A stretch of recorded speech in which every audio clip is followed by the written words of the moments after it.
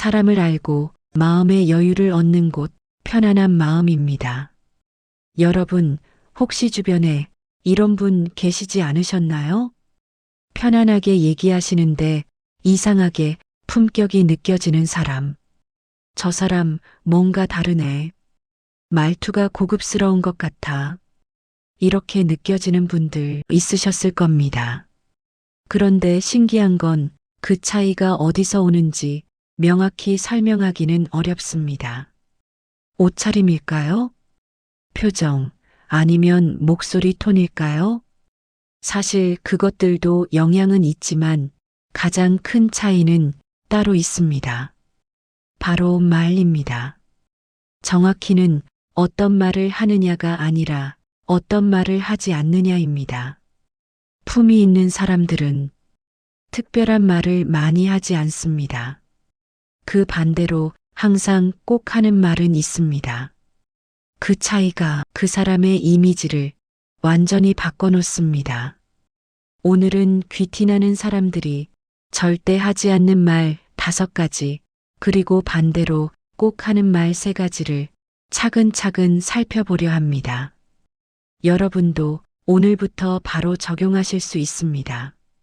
말 하나만 바꾸면 됩니다. 이 이야기가 마음에 닿으셨다면 구독과 좋아요를 함께 해주세요. 그럼 지금부터 시작하겠습니다. 동네에서 괜찮은 식당을 찾고 있어서 지인에게 물어봤습니다. 혹시 이 근처에 괜찮은 한식당 아시나요? 잠깐 생각하더니 이렇게 말했습니다. 글쎄요, 잘 모르겠는데요. 그 말로 대화는 그 자리에서 끝났습니다. 나쁜 의도는 없었고 그분도 솔직하게 말한 겁니다. 며칠 뒤 다른 분께 같은 질문을 했습니다. 그분도 잠깐 생각하더니 이렇게 말했습니다.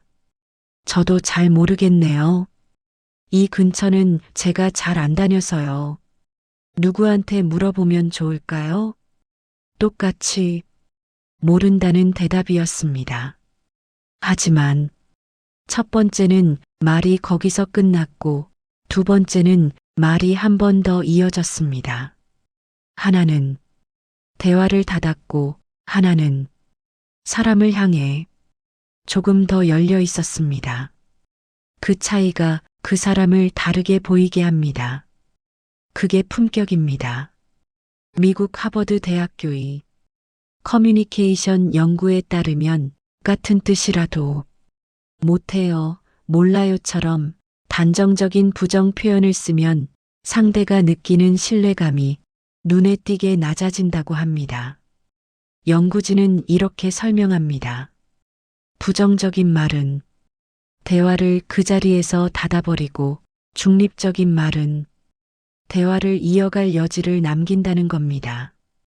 그래서 몰라요라는 말은 사실을 말한 것일 뿐인데도 상대에게는 거절처럼 들릴 수 있습니다. 왜 이런 차이가 생길까요? 몰라요가 나쁜 말은 아닙니다. 솔직하게 모른다고 말한 것뿐입니다. 하지만 말은 의도보다 먼저 느낌으로 전달됩니다. 몰라요는 대화를 끝내는 느낌을 주고 잘 모르겠네요. 누구한테 물어보면 좋을까요?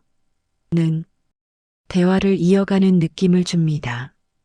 이 차이가 그 사람의 인상을 만듭니다. 정약용은 이렇게 말했습니다. 말은 그 사람의 마음을 담는 그릇이다. 같은 마음이라도 어떤 그릇에 담느냐에 따라 받는 사람의 기분이 달라진다. 같은 뜻이라도 담는 그릇이 다르면 느낌이 완전히 달라집니다.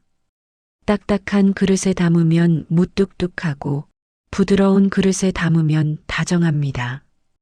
품격은 특별한 말에서 나오지 않습니다. 같은 뜻을 어떻게 담아내느냐에서 드러납니다. 그럼 오늘부터 어떻게 하면 좋을까요? 아주 간단합니다. 모른다는 말 뒤에 한 문장만 더하면 됩니다. 누가 잘 알지 않을까요? 생각하신 곳 있으세요? 품격은 특별한 능력이 아닙니다.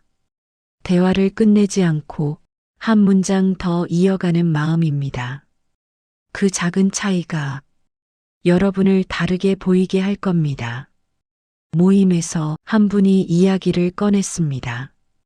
최근에 있었던 일을 천천히 말씀하고 계셨습니다.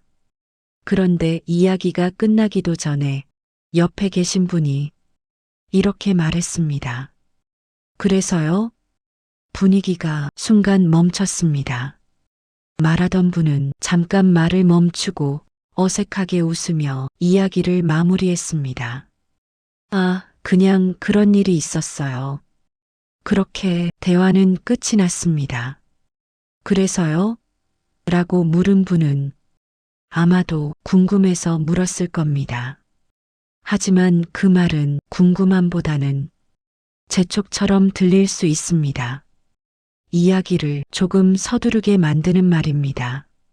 말하던 분은 자기 이야기가 그만해도 되는 이야기였나 이렇게 느꼈을 수도 있습니다. 미국 예일대학교의 대화 패턴 연구에 따르면 상대방의 이야기 도중 그래서 그게 뭔데? 같은 재촉형 질문을 던질 경우 말하는 사람이 느끼는 심리적 안정감이 평균 42% 감소했습니다. 연구진은 이렇게 설명합니다. 겉으로는 관심처럼 보일 수 있지만 이런 질문이 상대에게는 압박으로 느껴질 수 있다는 겁니다. 이야기의 속도를 재촉하는 말은 상대의 말을 충분히 기다려주지 않았다는 신호로 받아들여집니다. 특히 나이가 들수록 사람들은 이런 말에 더 민감해집니다. 자기 이야기가 여기까지면 됐다는 느낌을 받기 때문입니다. 왜 그래서?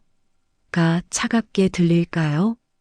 물어본 사람은 정말 궁금해서 물었을 수 있습니다. 다음 이야기가 뭐예요? 이런 뜻이었을 겁니다.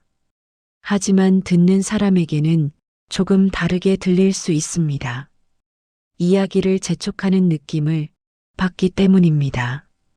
그래서 말하던 사람은 이야기를 서두르거나 말을 줄이게 됩니다. 품격 있는 사람들은 같은 상황에서 이렇게 묻습니다. 그 다음에는요? 그래서 어떻게 되셨어요? 같은 궁금증이지만 하나는 말을 앞당기고 하나는 이야기를 이어줍니다. 이 차이가 대화의 온도를 바꿉니다. 프랑스 철학자 볼테르는 이렇게 말했습니다. 경청은 침묵이 아니라 상대를 향한 언어다. 질문도 경청의 한 방식입니다. 어떤 질문을 하느냐에 따라 상대가 느끼는 감정은 달라집니다. 재촉하는 질문은 상대를 멈추게 하고 기다리는 질문은 상대를 이어가게 합니다. 품격은 특별한 말에서 나오지 않습니다. 상대의 이야기를 조금 더 기다려주는 태도 그 안에서 드러납니다. 궁금하면 그래서 가 아니라 그 다음에는요? 결론이 궁금하면 그게 뭔데? 가 아니라 그래서 어떻게 되셨어요? 말 하나로 대화의 온도가 바뀝니다.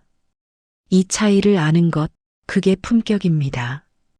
지인 몇 분과 식사를 하고 있었습니다. 한 분이 새로 생긴 카페 이야기를 꺼냈습니다. 요즘 그 카페 사람들이 많이 간다던데 혹시 가보셨어요? 그러자 옆에 계신 분이 이렇게 대답했습니다. 별로던데요. 그 한마디에 분위기가 묘하게 가라앉았습니다.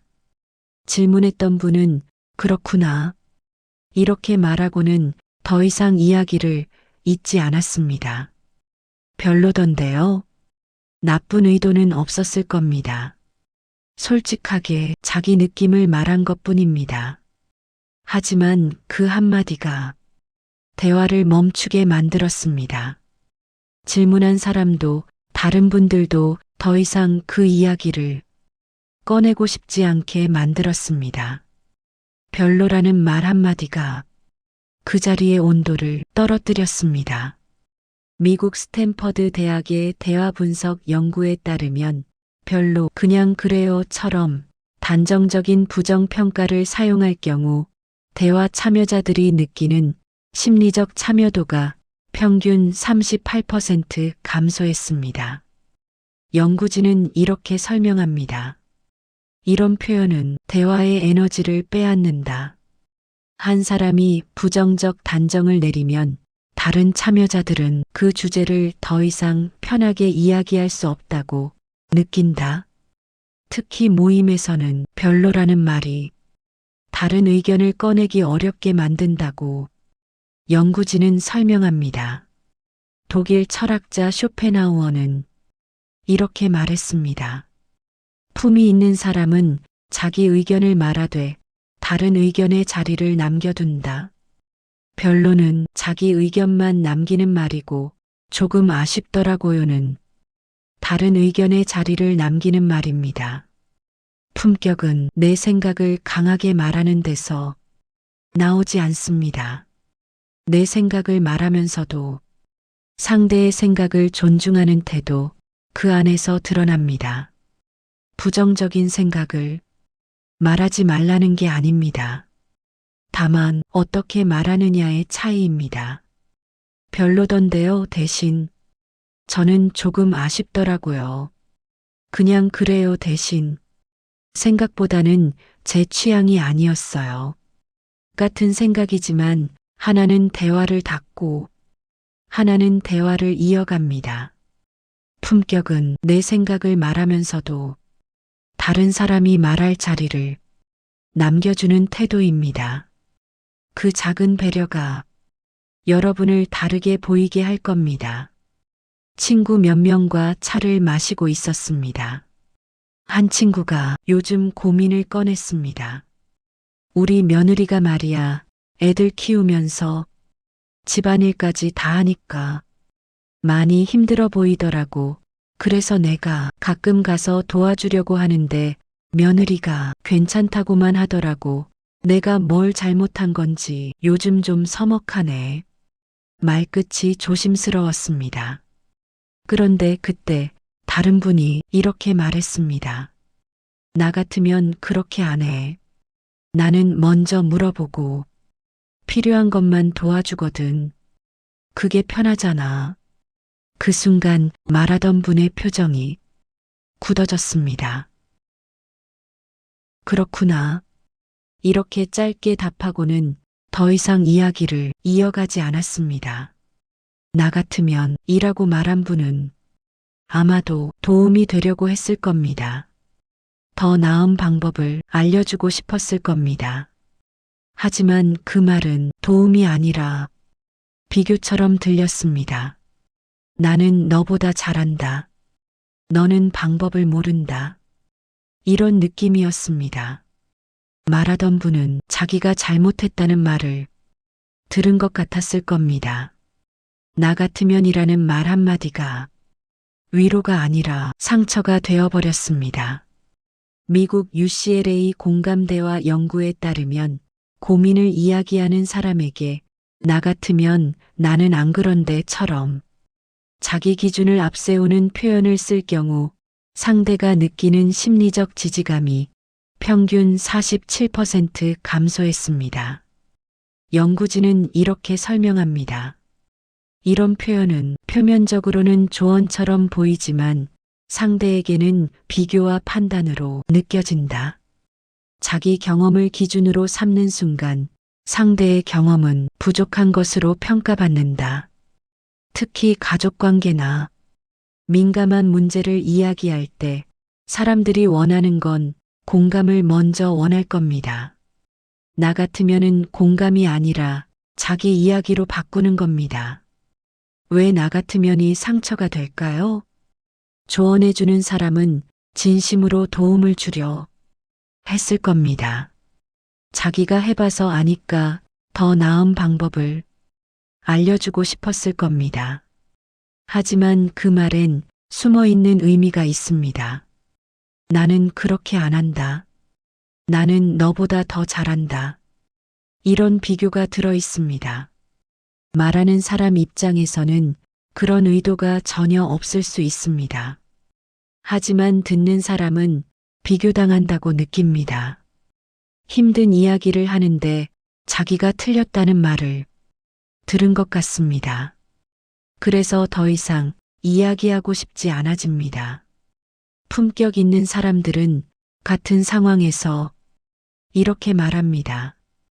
그러셨군요. 그 마음 충분히 이해됩니다. 저도 그런 경험 있어요. 참 어려운 일이죠. 뜻은 다릅니다. 공감도 하고 경험도 나눕니다.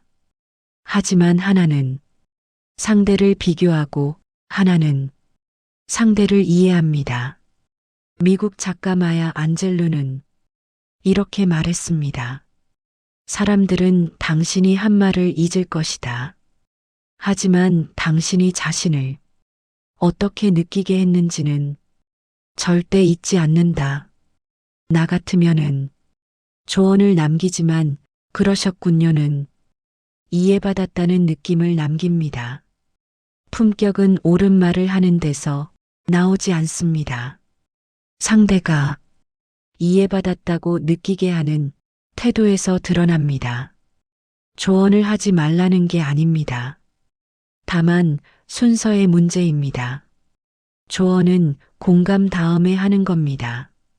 먼저, 그러셨군요. 힘드셨겠어요.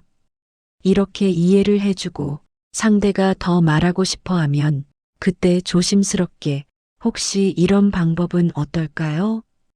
이렇게 물으면 됩니다. 오늘부터 이렇게 해보시면 어떨까요? 나 같으면이라는 말이 입에서 나오려고 할 때 잠깐만 멈추고 먼저 공감해 보세요. 그러셨군요. 힘드셨겠어요. 충분히 이해됩니다.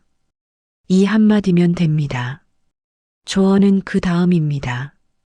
품격은 내 기준을 앞세우지 않고 상대의 마음을 먼저 이해하는 순서를 아는 겁니다. 그 작은 배려가 여러분을 다르게 보이게 할 겁니다.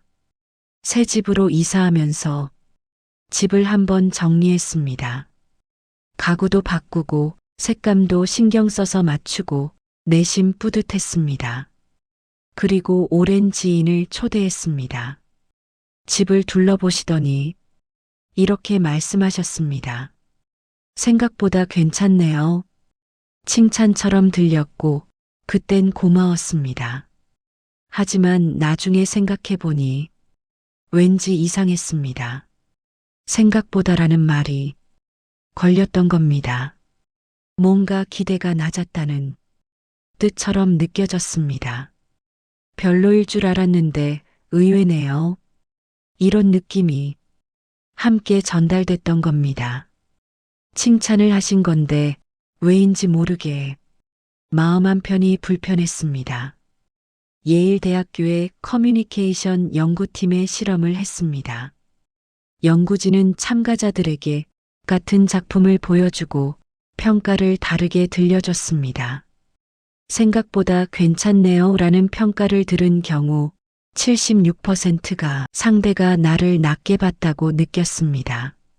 하지만 정말 좋네요 라는 평가를 들은 경우 89%가 상대가 나를 존중한다고 답했습니다.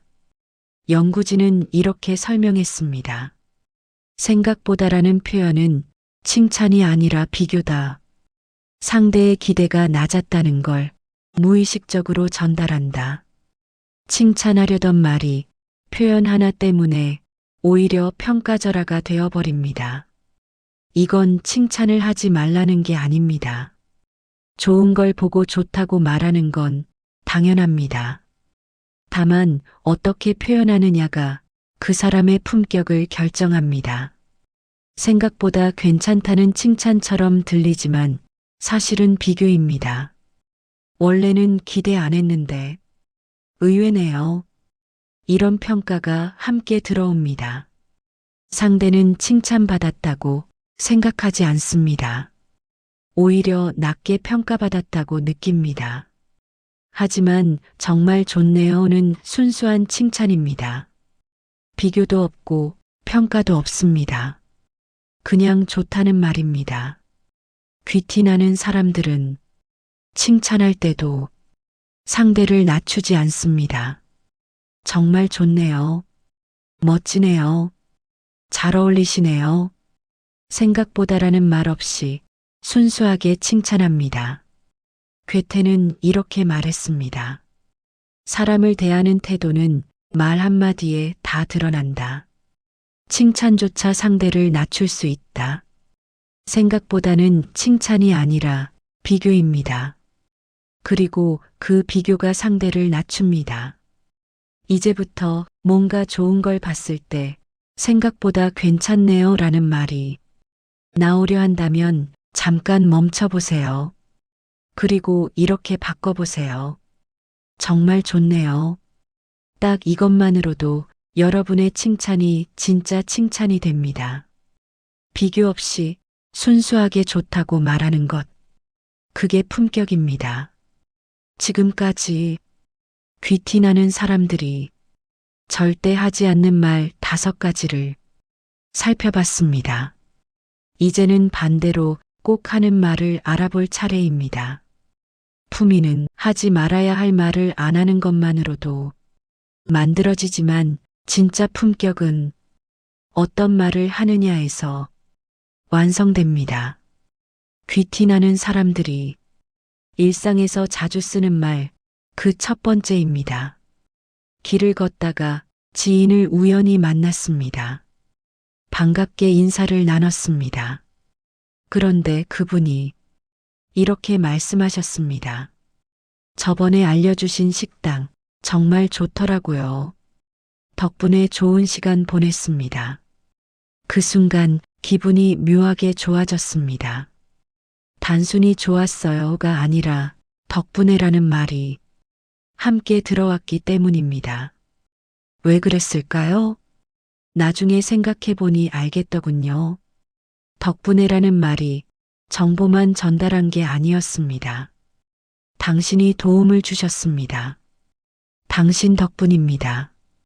이런 인정이 함께 들어왔던 겁니다.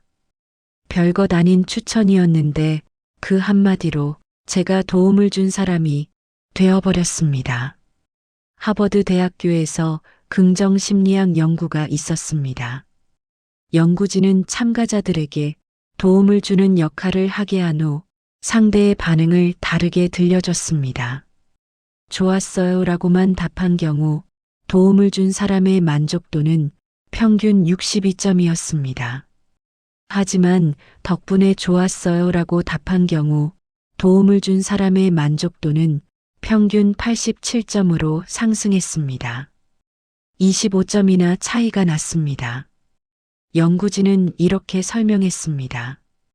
덕분에는 단순한 감사가 아니다. 상대의 기여를 인정하고 그 사람을 높이는 표현이다. 말 한마디가 상대를 기분 좋게 만들고 관계를 더 가깝게 만듭니다. 이건 과하게 감사하라는 게 아닙니다. 없던 고마움을 있는 척하라는 것도 아닙니다. 다만 고마운 마음을 어떻게 표현하느냐가 그 사람의 품격을 결정합니다. 좋았어요는 결과만 전달합니다. 하지만 덕분에 좋았어요는 상대의 기여를 인정합니다. 같은 고마움인데 전달되는 느낌은 완전히 다릅니다. 귀티나는 사람들은 작은 일에도 덕분에라는 말을 씁니다. 식당 추천을 받았을 때 덕분에 잘 먹었습니다. 조언을 들었을 때 덕분에 도움이 됐습니다. 길을 물었을 때 덕분에 찾았습니다. 작은 일인데 상대를 높여줍니다. 그게 품격입니다. 공자는 이렇게 말했습니다. 작은 은혜라도 잊지 않고 감사할 줄 아는 사람이 진정 품이 있는 사람이다. 덕분에는 작은 은혜를 기억하고 상대를 높이는 말입니다. 그 한마디가 관계를 따뜻하게 만듭니다. 이제부터 누군가에게 도움을 받았을 때 이 말도 함께 떠올려 보세요. 덕분에를 앞에 붙여보세요. 덕분에 좋았습니다. 덕분에 도움이 됐습니다. 덕분에 잘 됐습니다. 딱 이 한마디만 더해도 여러분이 상대를 진심으로 존중하는 사람으로 보이기 시작합니다. 작은 말이지만 관계를 크게 바꿉니다. 모임에서 한 분이 의견을 내셨습니다. 처음엔 제 생각과 달랐습니다. 그건 좀 아닌 것 같은데 속으로 이렇게 생각했습니다. 그런데 다른 분이 이렇게 말씀하셨습니다. 말씀 듣고 보니 그런 방법도 괜찮을 것 같네요. 그 순간 분위기가 확 달라졌습니다. 처음 의견을 내신 분은 표정이 밝아지셨고 다른 분들도 그 의견을 다시 한번 귀 기울여 듣기 시작했습니다. 왜 그랬을까요? 말씀 듣고 보니라는 말이 단순히 동의한 게 아니었습니다. 당신 말을 잘 들었습니다. 당신 의견을 진지하게 받아들였습니다. 이런 존중이 함께 전달됐던 겁니다. 말 한마디가 그 사람의 의견을 가치 있게 만들어 버렸습니다. MIT 커뮤니케이션 연구소의 실험이 있습니다. 연구진은 회의 상황을 만들고 의견을 낸 사람에게 다른 참가자의 반응을 다르게 들려줬습니다. 그렇네요라고만 답한 경우 의견을 낸 사람의 만족도는 평균 58점이었습니다. 하지만 말씀 듣고 보니 그렇네요라고 답한 경우 만족도는 평균 84점으로 상승했습니다. 26점이나 차이가 났습니다.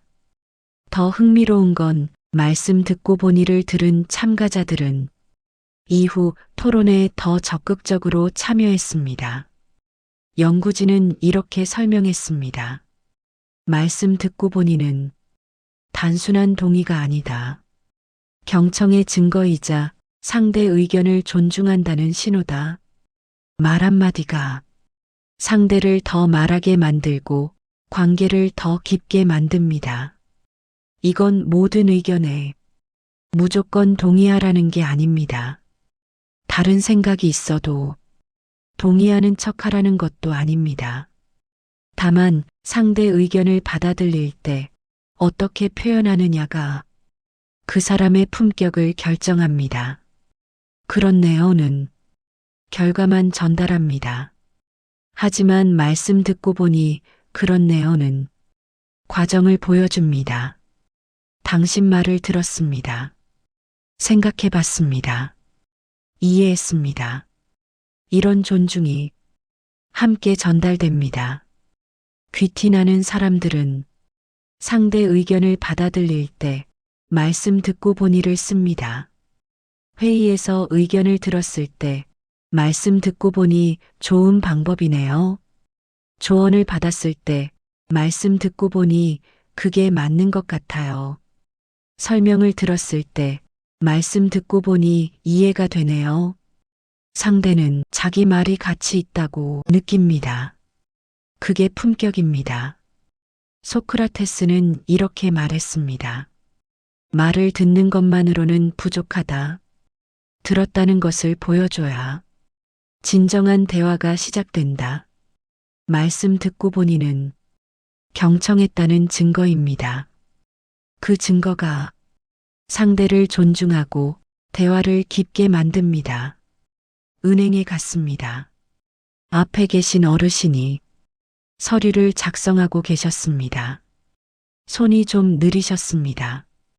뒤에 줄이 길어지기 시작했습니다. 어르신은 점점 서두르셨습니다. 손이 떨리기 시작했고 실수도 하셨습니다. 그때 창구 직원이 조용히 말씀하셨습니다. 천천히 하셔도 됩니다. 괜찮으시니까 편하게 하세요. 그 순간 어르신의 표정이 확 펴지셨습니다. 손도 덜 떨리셨고 차분하게 작성을 마치셨습니다. 뒤에서 지켜보던 저도 왠지 마음이 편안해졌습니다. 왜 그랬을까요? 천천히 하셔도 됩니다라는 말이 단순히 속도를 말한 게 아니었습니다. 서두르지 않으셔도 됩니다. 제가 기다리겠습니다. 당신은 존중받을 자격이 있습니다. 이런 배려가 함께 전달됐던 겁니다. 말 한마디가 서두르던 사람을 차분하게 만들어버렸습니다. 스탠퍼드 대학교 행동심리학과의 연구가 있습니다.